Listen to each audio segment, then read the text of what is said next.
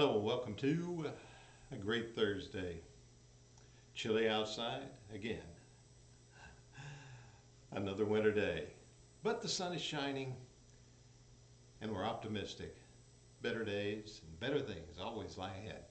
Glad you're with me today. Spend a few moments with me and let's think together. Got something on my mind. So come on into my little world for a moment and let's share a thought or two together. And maybe we may get a little inspiration for ourselves. I don't remember exactly what year it was. In the early 1960s, I believe. Wow, that was a long time ago. Anyway, it was the early 1960s. And for some reason, I see it as a Saturday evening. Somebody might correct me later, but it doesn't really matter exactly what day of the week it was. But I remember my father and I were there, and the television was on. We had an old 21-inch Zenith black and white television. It seemed like we kept that thing until everybody else in town had color televisions, but nonetheless, we had it.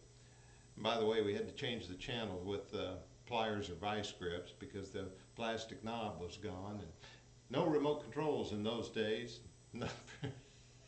The closest to a remote control was, Russ, get up and change the channel for us. Anyway, I remember the television program that was on was Ted Mack's Original Amateur Hour.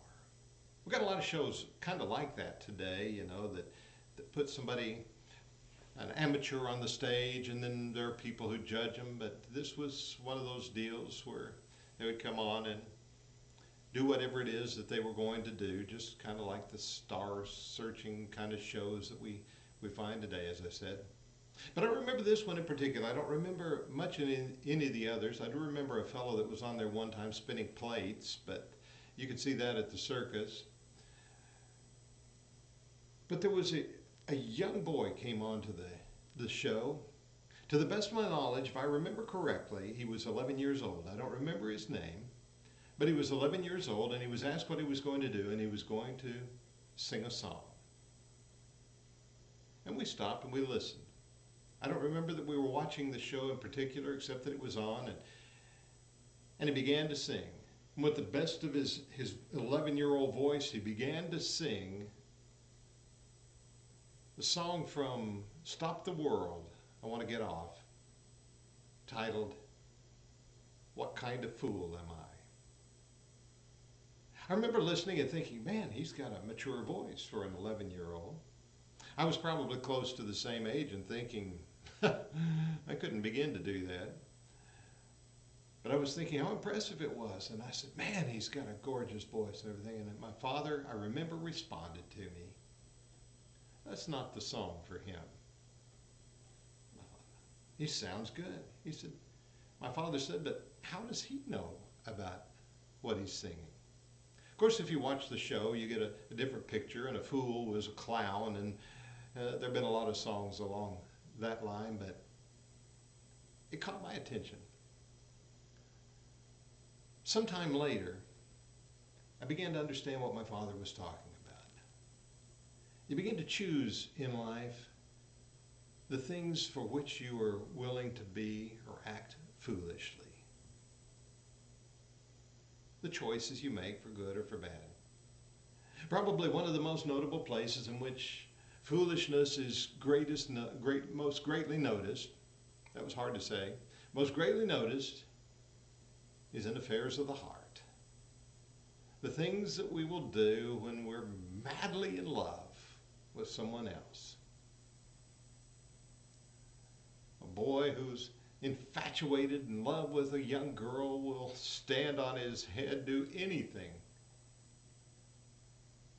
in the name of love.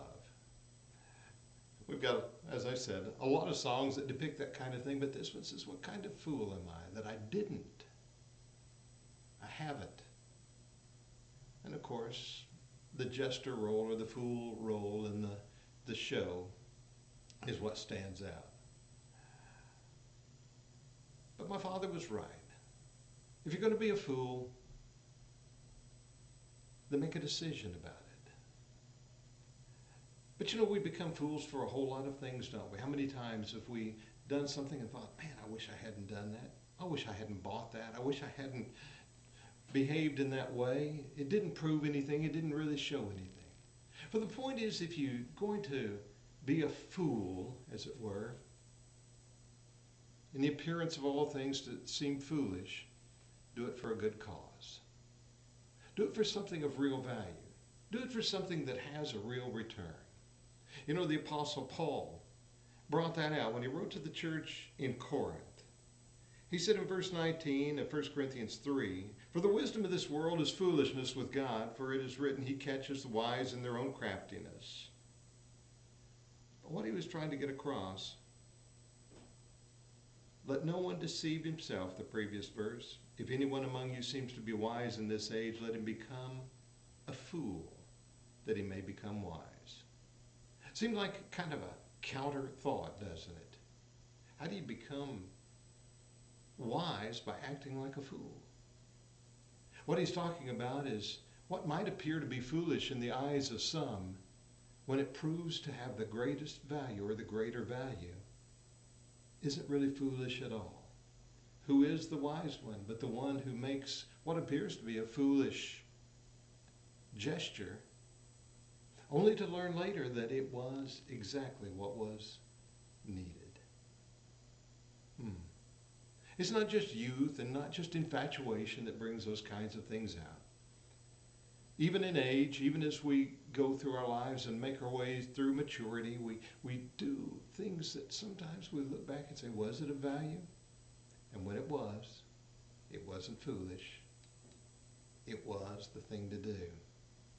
Someone else might think you're foolish, and that's what Paul is getting at. But in the end, let it be something that has value, and then you're proven wise. We can look at some of the people who've made some of the grandest gestures and wonder how in the world did they bring themselves to do it. And while at the time it might have seemed to be a foolish endeavor. I remember reading the story of Fulton's Folly, trying to build that steamboat. But when that boat began to move, and before long we were moving great amounts of products, rivers, and even in the ocean in steamboats, as a result of people like Fulton, we began to realize it wasn't foolishness, but it brought about something good. How many inventors have been thought to be foolish for the time and energy they put into something, only later to find that we benefited greatly by their willingness to appear that way to others. So, here's the message to you and me. While some of what we might do might appear to be foolish to some of those around about us, if we can see it is for the good cause, when we can see that it's worth in its value, the effort it puts into it, and even the belittling that comes from others, then it becomes the thing that is wise. So, as we think about wisdom, sometimes, just like Paul says, it's found by what appears to be foolish. So don't go out and just be foolish today, but it's all right to be foolish for the cause that is wise. Hey, I'm glad you're with me today. Glad we can think about a thing or two together. Let's just hope some of our efforts prove to be the ones who are wise. We'll share a few more things down the road, but I'm glad you're with me today. Thanks.